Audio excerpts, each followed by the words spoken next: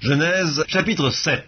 L'Éternel dit à Noé, « Entre dans l'arche, toi et toute ta maison, car je t'ai vu juste devant moi parmi cette génération. Tu prendras auprès de toi 7 couples de tous les animaux purs, le mâle et sa femelle, une paire des animaux qui ne sont pas purs, le mâle et sa femelle, 7 couples aussi des oiseaux du ciel, mâle et femelle, afin de conserver leur race en vie sur la face de toute la terre, car encore 7 jours, et je ferai pleuvoir sur la terre 40 jours et 40 nuits, et j'exterminerai de la face de la terre tous les êtres que j'ai faits. » Noé exécuta tout ce que l'Éternel lui avait ordonné.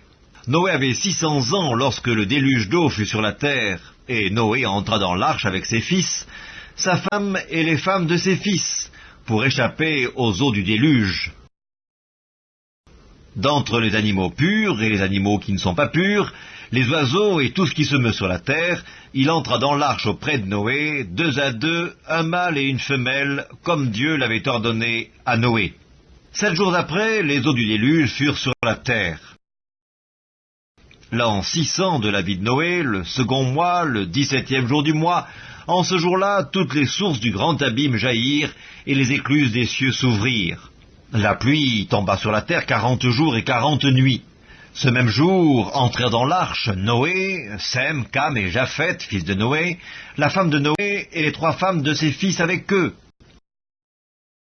Eux et tous les animaux, selon leur espèce, tout le bétail, selon son espèce, tous les reptiles qui rampent sur la terre, selon leur espèce, tous les oiseaux, selon leur espèce, tous les petits oiseaux, tout ce qui a des ailes, ils entrèrent dans l'arche auprès de Noé, 2 à 2, de toute chair ayant souffle de vie. Il en entra, mâle et femelle, de toute chair, comme Dieu l'avait ordonné à Noé. Puis l'Éternel ferma la porte sur lui. Le déluge fut 40 jours sur la terre.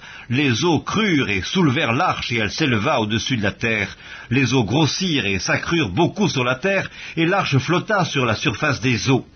Les eaux grossirent de plus en plus, et toutes les hautes montagnes qui sont sous le ciel entier furent couvertes. Les eaux s'élevèrent de 15 coups au-dessus des montagnes qui furent couvertes.